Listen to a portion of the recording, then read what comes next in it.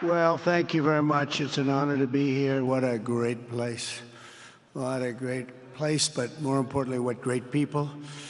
I want to thank His Royal Highness, the Crown Prince, for that incredible introduction. He's an incredible man. Known him a long time now. There's nobody like him. Thank you very much. Appreciate it very much, my friend. And it's a tremendous honor to return to this beautiful kingdom and be welcomed back with such extraordinary generosity and warmth. I've never forgotten the exceptional hospitality showed to us by King Salman, who's just, we talk about a great man. That is a great man. That is a great man, a great family. And that visit took place exactly 8 years ago. The graciousness of the royal family and the Saudi people is really unsurpassed, no matter where you go. Let me also thank the countless ministers, government officials, business leaders, and distinguished guests for that warm welcome. Very warm, and I know so many of you. I'd like to call out all of your names, but we have a lot of problems. We'd be here for a long time. We don't want that, so don't be upset. With this historic state visit, we celebrate more than 80 years of close partnership between the United States and the Kingdom of Saudi Arabia. Ever since President Franklin Roosevelt met with King Salman's father, King Abdul Aziz, aboard the USS Quincy in 1945, the U.S.-Saudi relationship has been a bedrock of security and prosperity. Today, we reaffirm this important bond, and we take the next steps to make our relationship closer, stronger, and more powerful than ever before. It is more powerful than ever before.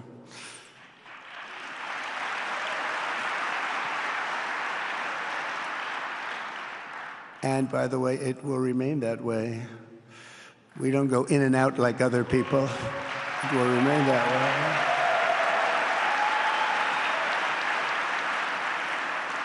I've come this afternoon to talk about the bright future of the Middle East, but first let me begin by sharing the abundance of good news from a place called America. In less than 4 months, our new administration has achieved more than most other administrations accomplish in 4 years or even 8 years. We've actually done, for the most part, more. The day I took office, we inherited, thank you. Thank you. The day I took office, we inherited a colossal invasion on our southern border, an invasion like you'd never want to see here. Nobody should ever want to see it. But within weeks, we slashed illegal border crossings to an all-time low, down 99.999%. That's good, even for this great gentleman standing right in front of me. That's a good number. We had hundreds of thousands of people. They came in at the same time last year, and last month we had, in this massive border, 3 people that got in. That's quite a difference, and we have no choice but to get a lot of the people that came in because they were not the best people. They were, in many cases, very bad people. We're getting them out. We're getting them out very fast. We're bringing them back to where they came from. We have no choice. After years of military recruiting shortfalls, enlistments in the U.S. Armed Forces are now the highest in 30 years because there is such an incredible spirit in the United States of America. We have tremendous spirit again. Just about a year ago, it was a big story, front page on every paper all over the world, that nobody wanted to enlist in our military, meaning we were way under enlisted. And just last week it came out that we had the strongest enlistment. They say 30 years, but probably it's maybe ever. They don't go back that far. It's the best, and that includes police officers, firemen, everything else. Is a great spirit in the United States right now. A brand new poll from Rasmussen just showed that the number of Americans who believe the nation is on the right track, they have a right track, wrong track, is now the highest in over 20 years. And it hasn't been anything like this because for many years it was the wrong track. And I can tell you for the last 4 years it was definitely the wrong track, but it's the highest it's been in many, many years. We renamed the Gulf of Mexico into the Gulf of America. That was very popular, other than perhaps with Mexico. And most importantly for the people in this room, the days of economic misery under the last administration are rapidly giving way to the greatest economy in the history of the world. We are rocking. The United States is the hottest country, with the exception of your country, I have to say, right? I'm not going to take that on. No, Mohammed, I'm not going to take that on. Wouldn't that be a terrible thing if I made that full statement? But I will not do it. You're hotter. At least as long as I'm up here, you're hotter. But groceries, gasoline, energy, and all other prices are down with no inflation. We have no inflation, and in a few short weeks, we've created 464,000 brand new jobs. Think of that. It's almost 500,000 jobs created just in a matter of weeks. We just reached a historic trade agreement with the United Kingdom, and over the weekend we reached a breakthrough agreement with China. Both outstanding deals. China's agreed. We have to get it down. We have to get the little details down. And Scott, you're going to work on that very hard, but China's agreed to open up to the United States for trade and everything else.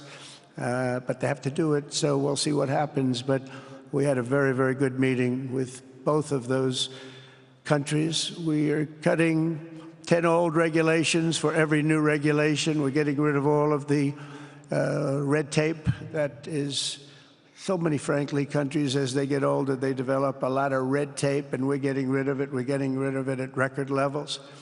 And I'm pleased to report that the United States Congress is on the verge of passing the largest tax cut and regulation cut in American history. We think we're in good shape to get that.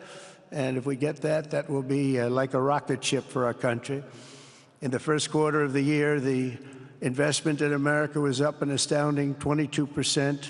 More than $10 trillion of new investments have been announced or are coming just since the election on November 5th. So think of that. In a very short period of time, we have over $10 trillion, and it could be much higher than that. Not everybody comes to the White House to have a news conference that they're going to be opening up in America, but they're all coming in at numbers that we've never seen before. If you take a look at other presidencies, they wouldn't do $1 trillion sometime in years. We did this in essentially 2 months because you have to say we got into office and they gave me about a month to clean up and fix up the Oval Office. And after that, we started working. And the money is pouring in, the jobs are pouring in, the companies are pouring into our country like we've never seen before. There's never been anything like it. And we let other people tariff us into losing a lot of money and a lot of jobs, and now we're tariffing them. And it's at a level that nobody's seen. It's a level that is making us a very much different country and a very different Republican Party. We won a tremendous victory in November. We won all 7 swing states, the popular vote by millions and millions of votes. The Electoral College, we won by 312 to 226. Remember, they said, well, we could get to 270. No, we got to 312. That's a big difference. And very importantly, we won counties throughout the United States, 2,660 to 451. That's why when you look at a map, they're all red. The whole country is red. Red stands for Republican. From the moment on and from the moment we started, we've seen wealth that just poured and is pouring back into America. Apple is investing $500 billion. NVIDIA is investing, and I see my friend is here. Jensen, that's very good, wherever you may be. I thank you very much, because he's putting in $500 billion. TSMC is investing. Where is Jensen, by the way? Where is he? He's standing here. Where is he? I just saw that. Thank you very much, Jensen. I mean, Tim Cook isn't here, but you are. What a job you've done. He said he's got 99% of the chip market. I don't know. That's a big, that's not easy to beat, but what a job you've done. Thank you. We are proud to have you in our country. You know that. Thank you for the investment. TSMC is investing $200 billion, and with this trip, we're adding over $1 trillion more in terms of investment into our country and buying our products. And you know, nobody makes military equipment like us. We have the best military equipment, the best missiles, the best rockets, the best everything, best submarines, by the way, most lethal weapon in the world. In addition to purchases of $142 billion of American-made military equipment by our great Saudi partners, the largest ever. This week, there are multi-billion-dollar commercial deals with Amazon, Oracle, AMD, they're all here, Uber, Qualcomm, Johnson & Johnson, and many, many more. So I want to congratulate everybody, so many great business executives, many of you, most of you I know, and they're coming in, you know, about a month ago. They weren't that happy when they saw me, and now they're saying, sir, you're doing a great job. Thank you very much. It's amazing what a rising market will do. Oh, it's going to get a lot higher. In fact, I told people 5 weeks ago, this is a great time to buy. I got criticized for that. Now they don't criticize me anymore. People should have listened. But it's going to go a lot higher. You see, we've never had anything like this happen. It's an explosion of investment and jobs, and great companies are coming in. Never seen anything like it. There's no better place to make a future or make a fortune, or do anything, frankly, than what we have in the United States of America under a certain President, Donald J. Trump. I have the right attitude. I have the same attitude that the people in the front row, second row, third row have. As you get back, perhaps they start to wane a little bit in terms of their view. But they understand, and we're doing what a lot of smart people would do. And we're not necessarily being politically correct. You saw what we did yesterday with health care. We've cut our health care by 50 to 90%. You're going to see drugs and pharmaceuticals come down at numbers that nobody has ever seen. And drugs, pharmaceuticals, we think will be dropping. And it'll be a redistribution of costs with other nations, which really took advantage of a very nice group of people that ran our country. But not only is this a time of incredible excitement in the United States, it's also an exhilarating period right here in the Arabian Peninsula. Beautiful place, by the way, beautiful place. Exactly, thank you.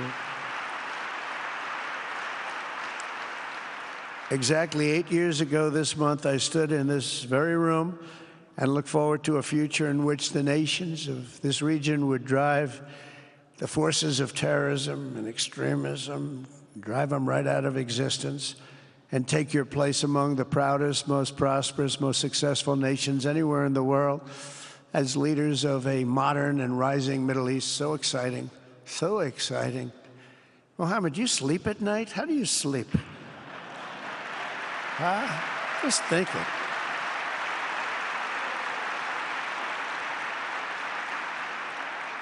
What a job. He tosses and turns like some of us. Tosses and turns all night. How do I make it even better all night? It's the ones that don't toss and turn. They're the ones that will never take you to the promised land, won't they? But you have done some job. True. But critics doubted that it was possible what you've done. But over the past 8 years, Saudi Arabia has proved the critics totally wrong. The transformation that has occurred even by these incredible business leaders. I mean, you had the biggest leaders in business anywhere in the world standing right before us. But the transformation that has occurred under the leadership of King Salman and Crown Prince Mohammed has been truly extraordinary. Such a thing has, I don't think, ever happened before. I've never seen anything at that scale happen before.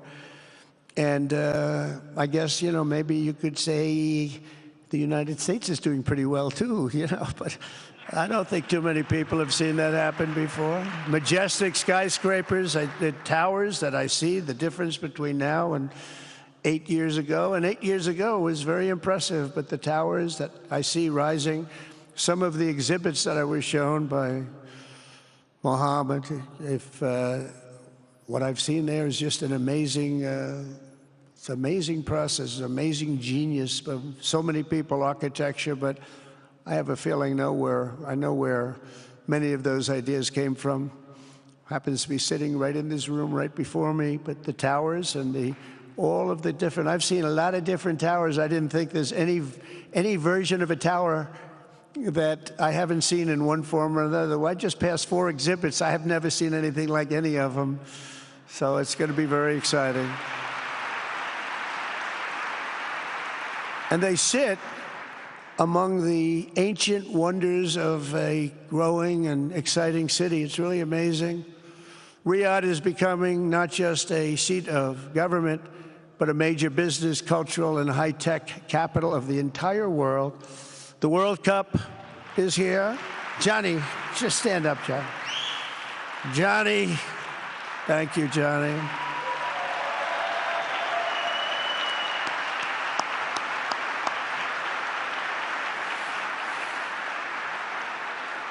Great job, Johnny, great job. But the World Cup and the World Expo will soon be coming here, just like the World Cup is coming to the United States. It's going to be really exciting next year. The engines of Formula One racing now roar through the streets of Jeddah in a historic milestone. Other industries recently surpassed oil. Think of it, all of your other industries now have surpassed oil. I don't know if a lot of people will understand what that means. It's so big to make up a majority of the Saudi economy for the very first time ever. So think of that. Other industries are now bigger even than oil, which is always going to be a big monster. It's a big one.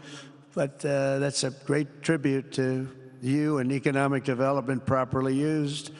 In other cities throughout the peninsula, places like Dubai and Abu Dhabi, Doha, Muscat, the transformations have been unbelievably remarkable. Before our eyes, a new generation of leaders is transcending the ancient conflicts of tired divisions of the past and forging a future where the Middle East is defined by commerce, not chaos, where it exports technology, not terrorism, and where people of different nations, religions, and creeds are building cities together, not bombing each other out of existence. We don't want that.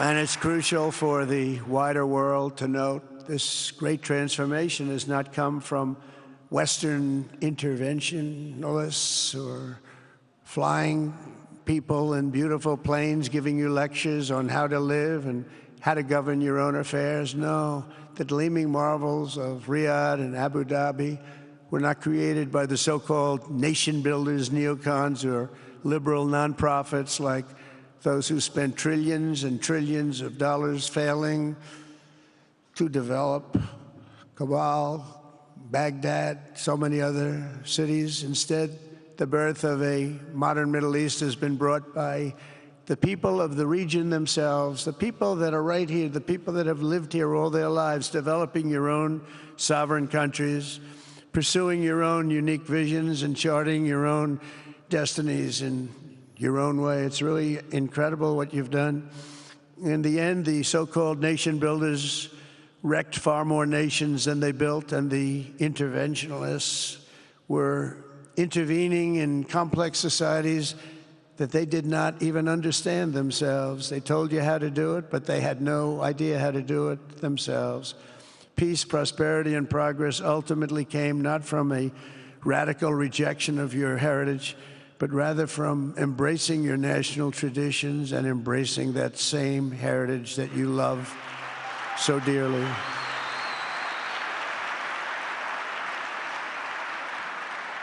And it's something only you could do.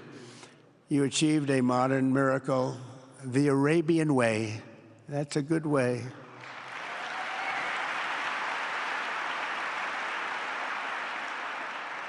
Today, the Gulf nations have shown this entire region a path towards safe and orderly societies with improving quality of life, flourishing economic growth, expanding personal freedoms, and increasing responsibilities on the world stage.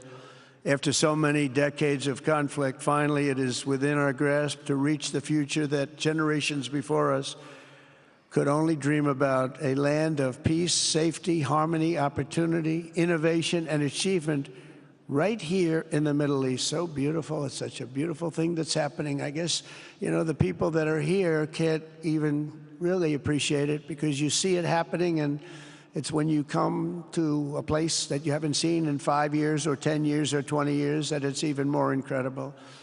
When I left office just over 4 years ago, that future seemed almost impossible, what you've done. Together we had obliterated the killers of ISIS. We wiped them out, terminated its founder and leader, al-Baghdadi. We had healed the divide in the Gulf Cooperation Council, it's a very big deal, and united the nations of the region to stand against the enemies of all civilization. We'd imposed unprecedented sanctions on Iran and starved the regime of resources to fund terror. They were unable to fund anything because they had no money left. They had no money. But the new administration came in and let them have a lot of money, and you saw what happened. It was not money well spent. And with the historic Abraham Accords that we're so proud of, all the momentum was aimed at peace, and it aimed very successfully. It's been an amazing thing, the Abraham Accords, and it's my fervent hope, wish, and even my dream that Saudi Arabia, a place I have such respect for, especially over the last fairly short period of time, what you've been able to do, but we'll soon be joining the Abraham Accords. I think it'll be a tremendous tribute to your country, and it will be something that's really going to be very important for the future of the Middle East. I took a risk in doing them, and they've been an absolute bonanza for the countries that have joined. The Biden administration did nothing for 4 years. We would have had it filled out. But it will be a special day in the Middle East with the whole world watching when Saudi Arabia joins us, and you'll be greatly honoring me, and you'll be greatly honoring all of those people that have fought so hard for the Middle East. And I really think it's going to be something special, but you'll do it in your own time, and that's what I want, and that's what you want, and that's the way it's going to be.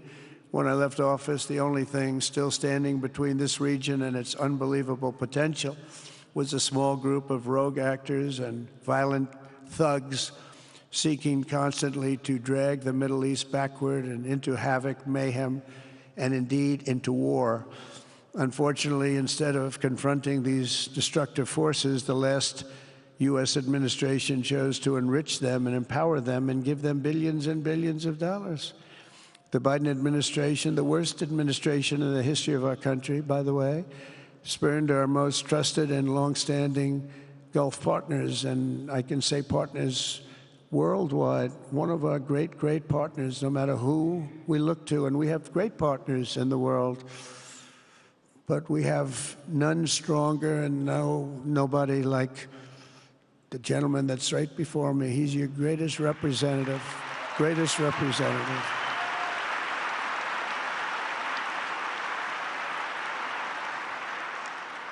And if I didn't like him, I'd get out of here so fast. You know that, don't you? He knows me well. I do. I like him a lot. I like him too much. That's why we give so much, you know? Too much. I like you too much. Great guy. They lifted sanctions on Iran in exchange for getting nothing, and sent the regime tens of billions of dollars to fund terror and death all over the world. And they laughed at him. They laughed at our leader. And they're still laughing at our leader. They thought him a fool. And they made nothing but trouble ever since, including the funding of October 7th, one of the worst days ever in the history of the Middle East. Horrible day. Biden removed the Houthis from the list of foreign terrorist organizations, even while missiles and drones were being launched right here at your beautiful city of Riyadh and launched at ships if they happened to be sailing in the wrong location. The Biden administration's extreme weakness and gross incompetence derailed progress toward peace, destabilized the region, and put at risk everything we had worked so hard to build together. And when you think of the great achievements that you've made, to do it in light of a pretty hostile administration, an administration that was not a believer, it makes your achievements even greater. Makes them even greater, you know that. But in a few short months since taking office, we have achieved the swift return of American strength at home and abroad, now working with the vast majority of people in this region who seek stability and calm. Our task is to unify against the few agents of chaos and terror that are left and that are holding hostage the dreams of millions and millions of great people. The biggest and most destructive of these forces is the regime in Iran, which has caused unthinkable suffering in Syria, Lebanon, Gaza, Iraq, Yemen, and beyond. There could be no sharper contrast with the path you have pursued on the Arabian Peninsula than the disaster unfolding right across in the Gulf of Iran. Think of that. They wanted to name it that. I said, they're not going to let them do that. Do you mind if I stop that? I stopped it. We're not going to let that happen.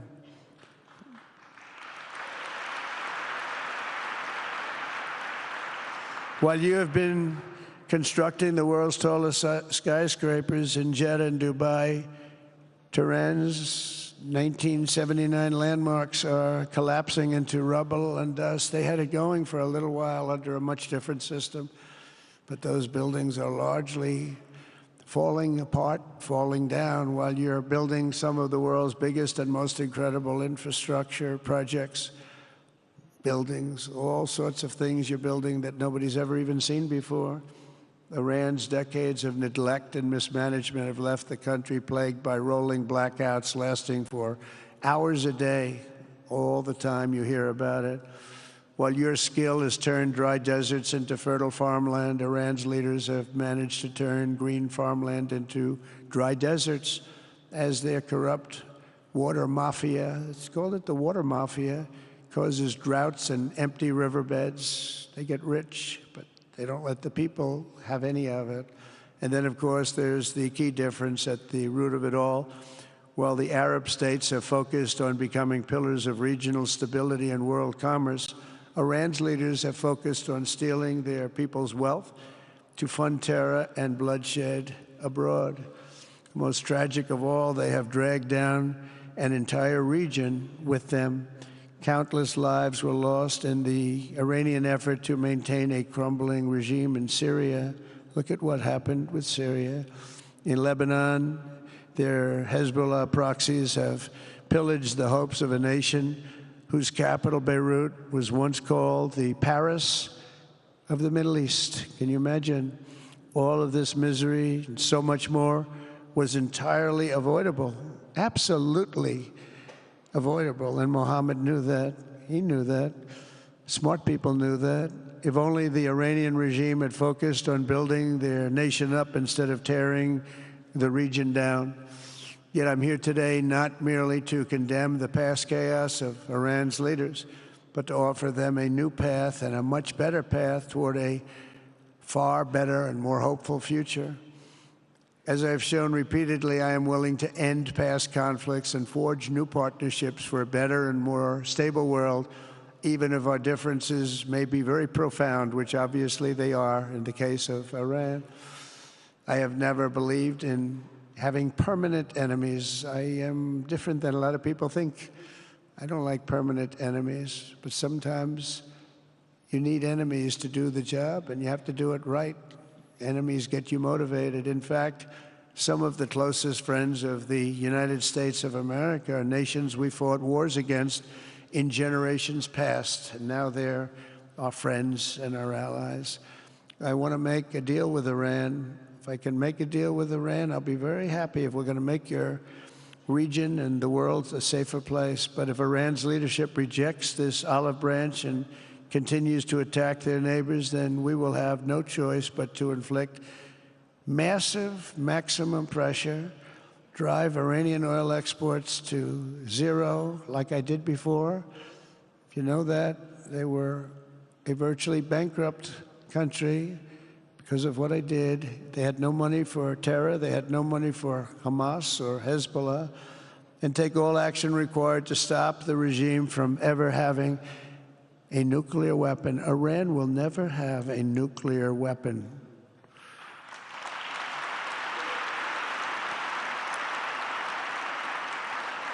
But with that said, Iran can have a much brighter future, but will never allow America and its allies to be threatened with terrorism or nuclear attack.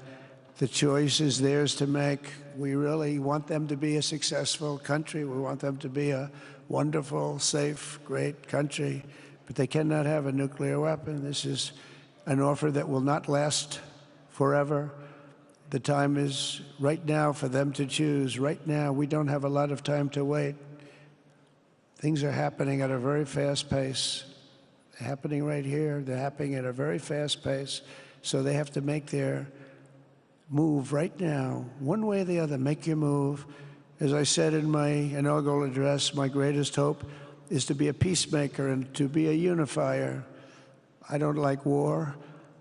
We have the greatest military, by the way, in the history of the world. You know, I rebuilt our military in my first 4 years and rebuilt it into the most powerful military there is. And you saw that when I knocked out ISIS in 3 weeks. People said it would take 4 years, 5 years. I did it. We did it in 3 weeks. Just days ago, my administration successfully brokered a historic ceasefire to stop the escalating violence between India and Pakistan. And I used trade to a large extent to do it. I said, fellas, come on, let's make a deal. Let's do some trading. Let's not trade nuclear missiles. Let's trade the things that you make so beautifully. And they both have very powerful leaders, very strong leaders, good leaders, smart leaders. And it all stopped.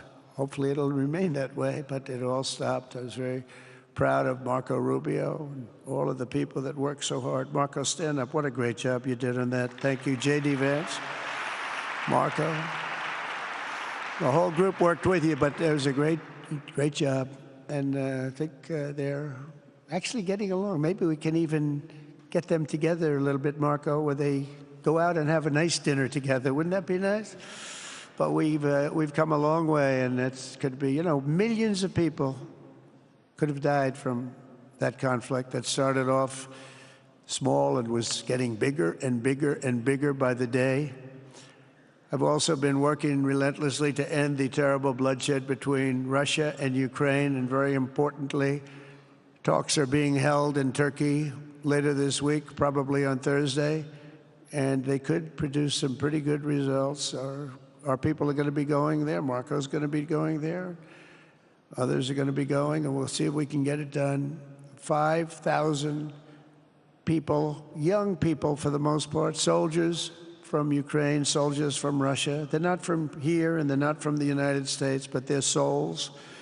They're souls. I think usually, mostly, they're young, beautiful souls that left their parents waving goodbye, left their brothers and sisters.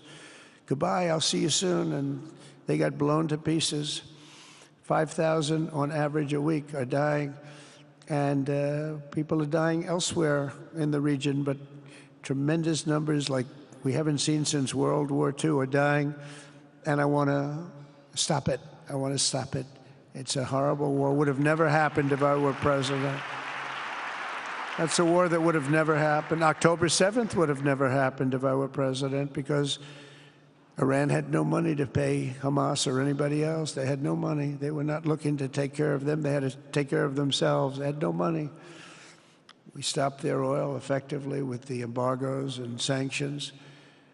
But let me take this opportunity to thank the Kingdom of Saudi Arabia for the constructive role that you've played in facilitating the Ukraine talks. And it really is, you've been amazing. You've made everything available to us. Thank you very much. Thank you.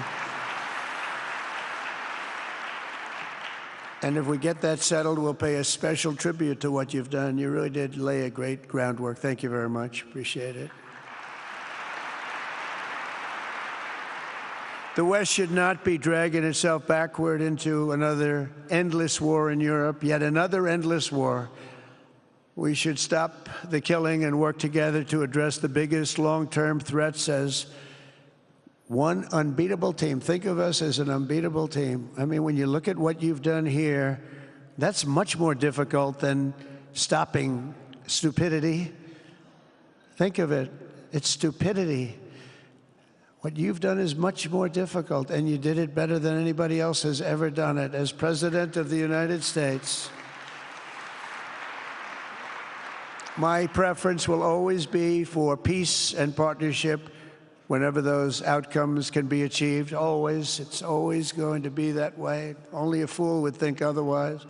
In recent years, far too many American presidents have been afflicted with the notion that it's our job to look into the souls of foreign leaders and use U.S. policy to dispense justice for their sins. They loved using our very powerful military, and now it's really the most powerful it's ever been. We just are getting a budget approved, $1 trillion, highest budget we've ever had in history for military, $1 trillion. And we're getting the greatest missiles, the greatest weapons. And, you know, I hate to do it, but you have to do it because we believe in peace through strength. You have to have the strength, otherwise bad things could happen. But hopefully we'll never have to use any of those weapons. Seems to be an awfully big waste of money if you're never going to use them, but hopefully we'll never have to use them because the destructive power of some of those weapons are like nobody's seen before. I believe it is God's job to sit in judgment, my job to defend America, and to promote the fundamental interest of stability, prosperity, and peace. That's what I really want to do. I will never hesitate to wield American power if it's necessary to defend the United States or to help defend our allies.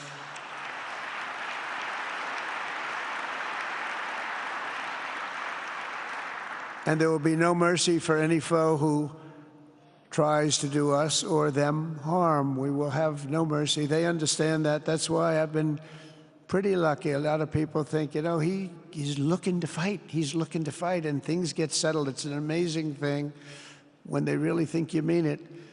But we do. We have the greatest military, the strongest military, stronger than any. Nobody's even close. We have the best weapons in the world. But we don't want to use them. If you threaten America or our partners, however, then you'll be faced with overwhelming strength and devastating force. We have things that you don't even know about, you don't hear about, and if you did, you'd say, wow. In recent weeks, following repeated attacks on American ships and freedom of navigation in the Red Sea, the United States military launched more than 1,100 strikes on the Houthis in Yemen. As a result, the Houthis agreed to stop. They said, we don't want this anymore. It's the first time you've heard that from them, too. They're tough. They're fighters. But just days ago, we were asked to cease targeting commercial. They were not going to be targeting commercial ships in any way, shape, or form, or anything American. And they were very happy that we stopped. But we had 52 days of thunder and lightning like they've never seen before. This was a swift, ferocious, decisive, and extremely successful use of military force. Not that we wanted to do it, but they were shooting down ships. They were shooting at you. They were shooting at Saudi Arabia. We don't want them shooting at Saudi Arabia, if that's okay. So we hit them hard. We got what we came for, and then we got out. Since January 20th, the U.S. military has terminated 83 terrorist leaders operating across Iraq, Syria, and Somalia, including ISIS's #2 global leader. You read about that just recently. With the help of Pakistan, we apprehended the ISIS terrorists responsible for the attack on 13 American service members at Abu Ghait, that horrible, horrible disaster. During this Afghanistan withdrawal, you know, that's another thing that we don't even think about so much anymore. 13 died, but 42 were horribly wounded. But hundreds of people died overall, because I count the people on the other side. Hundreds of people just grossly incompetent. It's probably why Putin decided to go into Ukraine, something he never would have done if I were president. But we wouldn't have had the problems of October 7th if I were president. We wouldn't have had Ukraine, Russia if I were president. We wouldn't have had Abbeygate because there wouldn't have been any reason we were getting out, but we were getting out with dignity and with strength and power. But the way they got out was not good. I think it was the most embarrassing moment in the history of our country. And we've been working tirelessly to bring back all hostages held by Hamas. We brought back a lot already, but we're bringing back more. This weekend, we successfully negotiated the release of the last American hostage, Edan Alexander. Just came out a few hours ago, and we continue to work to get that war ended as quickly as possible. It's a horrible thing that's taking place. All civilized people must condemn the October 7th atrocities against Israel, which would never have happened again if you had probably a different president, but definitely if you had me as president. The people of Gaza deserve a much better future, but that will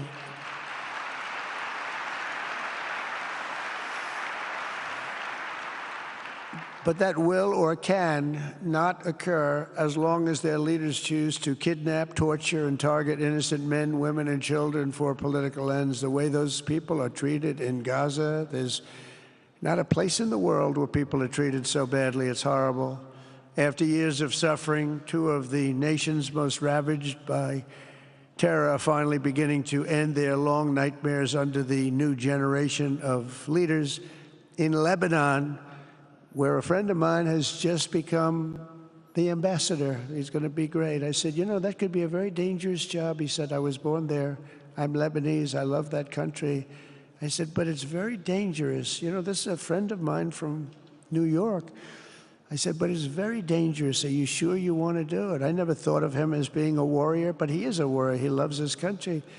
He said, if I'm injured or die, I'm dying for a country that I love. He grew up there.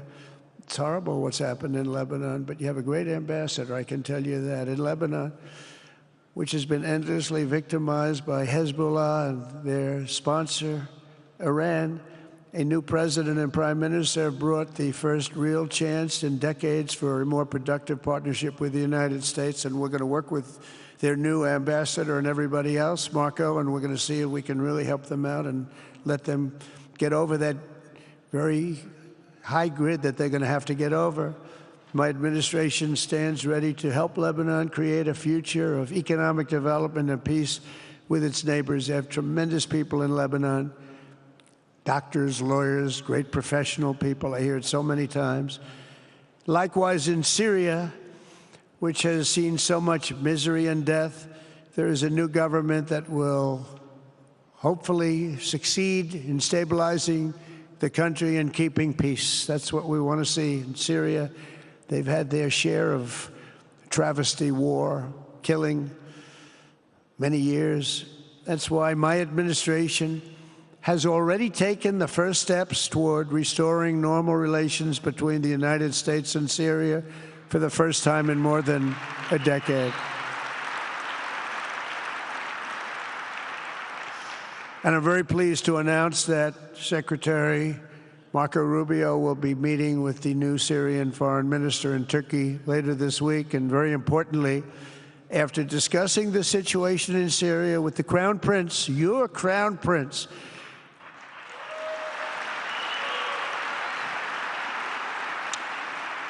and also with President Erdogan of Turkey, who called me the other day and asked for a very similar thing, among others, and friends of mine, people that I have a lot of respect for in the Middle East, I will be ordering the cessation of sanctions against Syria in order to give them a chance at greatness.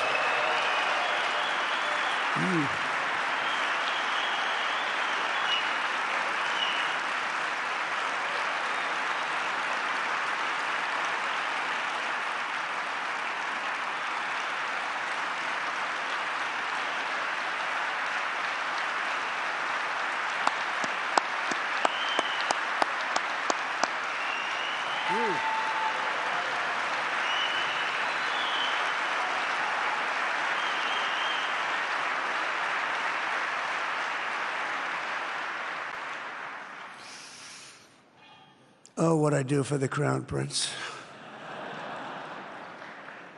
The sanctions were brutal and crippling and served as an important, really an important function, nevertheless, at the time. But now it's their time to shine. It's their time to shine. We're taking them all off, and they're going to have, I think they're going to have, based on the people and the spirit and everything else that I'm hearing about. So I say good luck, Syria. Show us something very special like they've done, frankly, in Saudi Arabia, okay? They're going to show us something special. Very good people. Everywhere we can, my administration is pursuing peaceful engagement, offering a strong and steady hand of friendship to all that will take it in good faith. Together, we have made unprecedented strides and tremendous progress, and we're still just at the dawn of the bright new day that awaits for the people of the Middle East, the great, great people of the Middle East. If the responsible nations of this region seize this moment, put aside your differences and focus on the interests that unite you, then all of humanity will soon be amazed at what they will see right here in this geographic center of the world. It really is. It's like a center of the world and the spiritual heart of its greatest faiths. For the first time in 1,000 years, the world will look at this region not as a place of turmoil and strife and war and death, but as a land of opportunity and hope, just like you've done right here, a cultural and commercial crossroads of the planet. Security and stability will lift millions into lives of safety and success, and the nations of this region will be free to realize your highest destinies, honor your proud histories, harness amazing new opportunities, and bring incredible glory to Almighty God. People will come from all over the globe to be inspired by the cities you build, the businesses you create, the technologies you invent, and the beauty, talent, and potential you unleash right in the hearts of your citizens. Each of you will be able to take tremendous pride in the legacy you will leave to your children, because you will have given them the ultimate blessings of prosperity and peace, so important. In the United States, we've launched the golden age of America. It's the golden age. We see it. We see it with all that money, trillions and trillions of dollars pouring in, hundreds of thousands of jobs coming in with it. And with the help of the people of the Middle East, the people in this room, partners throughout the region, the golden age of the Middle East can proceed right alongside of us. We will work together. We will be together. We will succeed together. We will win together. And we will always be friends.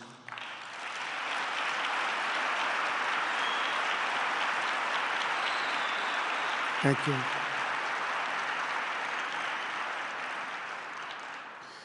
So, Mohammed, I want to thank you again very much for having me. And as a representative of what I think is the greatest nation in the world, we are with you all the way, and you have a tremendous future. Thank you very much. And please pay my respects to your father. Thank you very much. Thank you.